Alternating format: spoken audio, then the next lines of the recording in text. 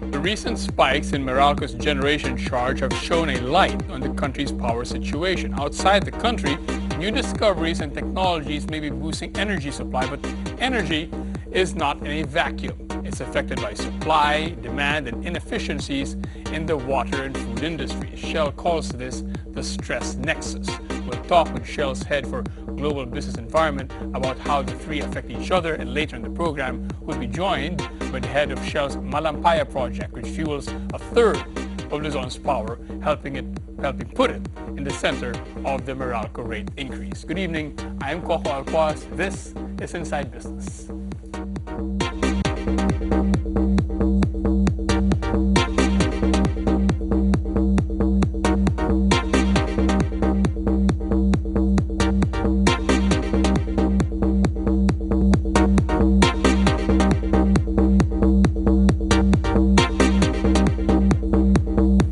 With us tonight, Shell's Vice President for Global Business Environment, Jeremy Bentham. Jeremy, thank you very much for joining us. Real pleasure, real pleasure. So as far as I know, you're an executive of Shell. So why am I talking to you about food and water as well? Well, one of the things that we have come to understand in the last several years is the way that critical systems in the world are connected together. People understand how water and food are connected together through agriculture, but they understand less how energy and water and energy and food are connected together. And just to give you an example, in many parts of the world, 75% of the cost of water treatment and transport actually comes from energy. But also, you need a lot of water to cool power plants when you're generating electricity. And from a food point of view, I've enjoyed some nice food whilst I've been here in the Philippines, including beef. And just to give you a sense, for every calorie of beef you consume, there's actually 40 calories of energy behind that in producing the food for the cows, and then distributing. You're not about to say we should go vegetarian, are you? I'm not about to say that. Because that is the argument they use. A lot of people use that argument, and indeed, if you even take the average amount of energy behind food, you're talking about 5 calories of energy behind each calorie of food consumed on average. But as people become more prosperous and they enjoy a higher quality and standard of life, and they eat more food that has the attractions of a beef or a pork, then you find that you are using both more food and more energy and more water. And here's the problem. The problem is we're moving toward 9-10 billion people in a couple of decades, and that means more demand for water, more demand for food. Yeah. When I read your papers, you talked more about that growing demand. I think less so, correct me if I'm wrong, I think less so about the effects of climate change on supply. But these two together, how do we escape a crisis? Yeah. The pressures are indeed very real, and one of the reasons why we sought to understand better and communicate better about the connections between water security, energy security, and food security is because in the next 20 years, the demand for each of these areas is going to grow by 40 to 50%. But because they affect each other, the pressures don't just increase steadily, they can accelerate. And that's one of the concerns. And if you look over the longer term, then some of the factors that really shape that are the impact of climate turbulence, climate change, but also the impact of areas where we have political and social choices. So for example, resource-efficient, compact cities with good public transport consume a lot less energy than sprawling cities with poor public transport. That is one of the interesting things I read in one of your documents, is that for an outsider, one would look. For people who live in cities, I think most people who live in cities have a lot of complaints about cities, and they see all the stress that's there. You're saying a city is actually an efficient community. It certainly can be. And clearly, the connections between people are part of what drives the increasing prosperity on average in the world. You know, people come together, they work together, but in doing that, they also need to have the energy and the water and the food that underpins that. So cities are both a driver of prosperity, but also a reflection of increasing prosperity. And the way that they develop has a big impact on how the quality of life will be in future. And we've done studies on different cities to see how certain choices can be made which either create resilience and room to maneuver or create the downside of cities. And if I can just give you an example, people can look at the difference in development between, say, Singapore between 1960 and now, and Detroit between 1960 and now, and you see two very different patterns. That's a whole different show, I think, or a whole show in itself. It'd be lovely to do it. Exactly. If you were to look forward the next 10 years, maybe 20 years, are we going to have a problem, energy-wise? There are going to be stresses. There is tightness in supply-demand, but there's also new developments in the world that can help moderate those stresses. We've seen how in North America the rapid advance of the deployment of technology has unleashed more natural gas into North America, but that affects the whole global system, and also more liquid-rich shales. So there are new developments. That's all just happened in the last couple of years, right? It's happened in the last several years. Yeah. The technologies are quite old, but the coming together of improvements in technology, but also the regulatory frameworks that help unleash that have found their place in North America, and that's affecting global opportunities in the world and making more natural gas available here in Asia. Aside from what's happening in North America, like you said, are there developments in other parts of the world that we can count on, bet on, hope for? There are always developments. I'm very pleased with the way that in some parts of the world you're beginning to get the encouragement of the kinds of developments that took place in North America with natural gas. It's not true in all parts of the world. There are still some controversies there, but we know from experience that the problems that people are worried about can be managed responsibly with the right kinds of regulatory frameworks and the right kinds of responsible developments. We also can see how developments such as sustainably produced biofuels can be an additional component into the mix, as well as applying technology into more conventional areas such as conventional oil and gas production. A lot of these new technologies, of course, have an environmental cost, whether exaggerated or not. How do we deal with that?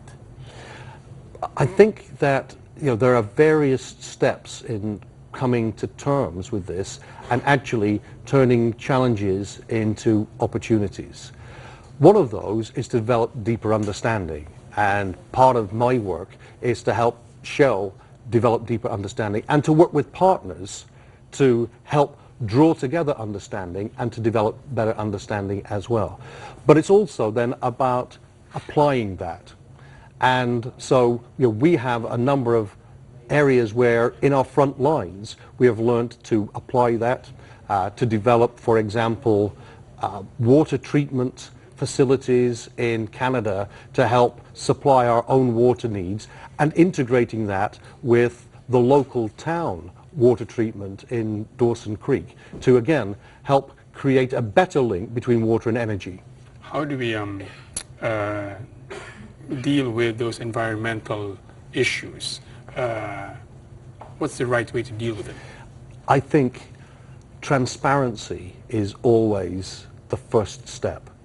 So being open about what's happening and why it's happening, and looking for the ways to work in collaboration to bring things forward. People need energy, They need other resources, but they also need a sustainable environment in the long term. And you can only get that when business and government and civil society work well together. If the economics were there, I think all of us would love if all or most of our energy came from renewable sources. Sun, water, wind, those are still very expensive. Are they going to become commercially viable on a large scale anytime soon? Many of them are already growing rapidly. And the issue about them becoming globally significant is not so much their own growth, but just how large the global energy system is. So, for example, if you have a development, say like solar, which is growing at 25% per year, then it takes 30 years of 25% per year growth before you're just a percent or two of the global energy system. It's so large, it takes time. But these things are happening. And in one of our outlooks, we develop scenarios. In one of the scenarios, we can see that solar could become the largest primary energy source in the world by about 2060 or 2070. It is feasible, but it takes an amount of time. What's the most what's the most interesting or exciting technology or project that Shell is working on in order to assure that these pressures don't come to a boil? Well, I think that there are some of the big projects that are part of extending some of the conventional business. So, developing natural gas, both in terms of conventional natural gas, but also these new, more difficult areas, tight gas and shale gas. But then there are some smaller things which reflect a different way of thinking, and I'm really excited by those. So, for example, in Oman, we have been actually developing some wetlands where we're using reed beds to purify production water that we create.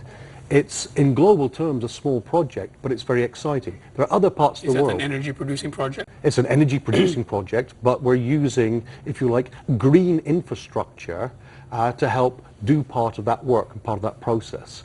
When we're developing sustainable biofuels in Brazil, we've developed technology which reduces by 90% the amount of water that's used in that process. One of the things that you talk about in some of the documents I've read from you is essentially, if you're to simplify it, energy conservation. Just make sure people don't waste, whether it's energy, water, or food, you reduce the waste there. Yep. And you create more room. Is that something companies are interested in? We are, and certainly with our major partners. We've developed... Because you would think a company wouldn't care if what they sold is wasted, so long as they're paid for it. Yeah. But if you do it well and responsibly, you develop a greater market share in that development. So there's obviously a business reason for thinking about these things. But the mindset that needs to be developed is what I call an and mindset, not an either or. So it's energy efficiency, very important, and that's end-use efficiency, like lights, but it's also infrastructure efficiency, like compact cities with good public transport. And it's clean fossil fuels, it's natural gas, it's the use of technologies like carbon dioxide capture and storage, and it's the continuing growth of renewables. So if we think about and, we're much better than arguing about either or, because arguing about either or delays the decision-making process and the pressures just build up. Okay, we're going to take a short break. More Inside Business. When we come back, stay with us.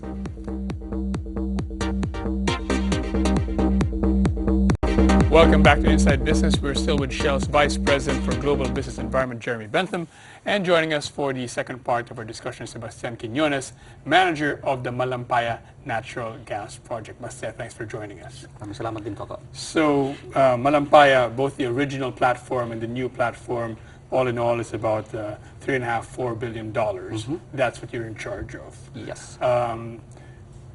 How safe is, obviously we've just come from a situation where Malampaya had a shutdown, and it helped cause that spike in prices in December and January. How safe are we really from that happening again, especially on an unscheduled basis? Our system availability for Malampayas for the past years is already in about the 99.8%. That basically means it's only a few hours outage for into the grid for that particular time. So you can count hours only that we've been not supplying natural gas for electricity to the grid. What makes it more reliable than other energy sources in terms of having less downtime? Well, the overall way of combination of the equipment that's there, the people that look after it, all of those are combining together to make a very, quite an efficient plant, I'd say. Essentially, you have pipes going down about 0.8 of a kilometer downwards, and then into the gas fields, and then you have a 500-kilometer pipeline all the way to Batangas. In November, a lot of the towers of National Grid, etc., were torn because of Yolanda. Yes. How safe is Malampaya from a storm like that, a typhoon like that? Obviously, the platforms are built to last, and in our particular case, this what's called the 1 in 100-year storm design criteria. So Malampaya can withstand that. The type Hainan or Yolandas it passed through, we can easily stand that based on our structural integrity of the platform. So no retrofitting required? No, none. No reinforcing required either? None. Okay. Malampaya, your contract is supposed to end in 2024. Yes. That's not when Malampaya is going to run out. In fact, you're doing things to try to extend the life of that. Could you describe what you're trying to do? Well, Malampaya Phase 2, which is an additional 2 infill wells. It came on stream around 0102, right? Yes. Yeah. So this is now the third phase. So the second phase was installing 2 new infill wells. That means that 2 new wells at the bottom of the sea. And then the third phase is installing a so-called depletion compression platform beside the existing platform. That's ongoing now. That's ongoing now. Yeah.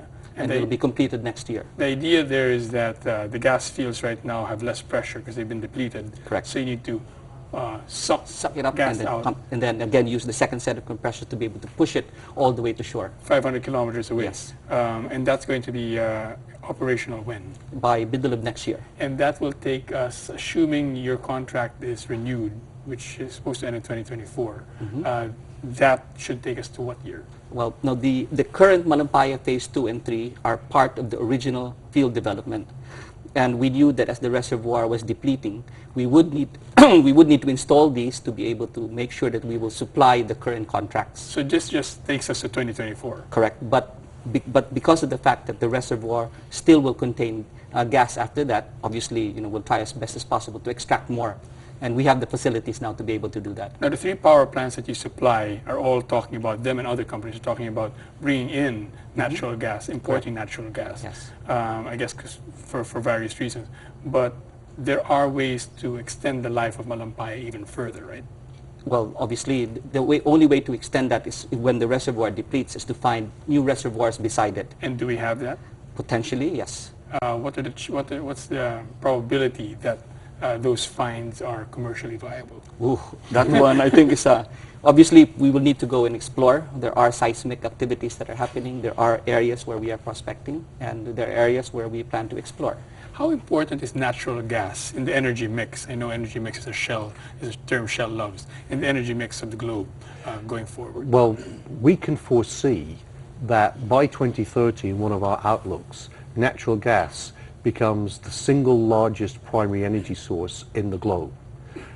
It will always be a mix because you need energy for different purposes and from different sources, but it has the potential to be that large. And one of the factors that will make a difference there is how seriously politicians and society takes developments such as the climate turbulence. Clearly, the carbon dioxide emissions from natural gas are about half of those from coal.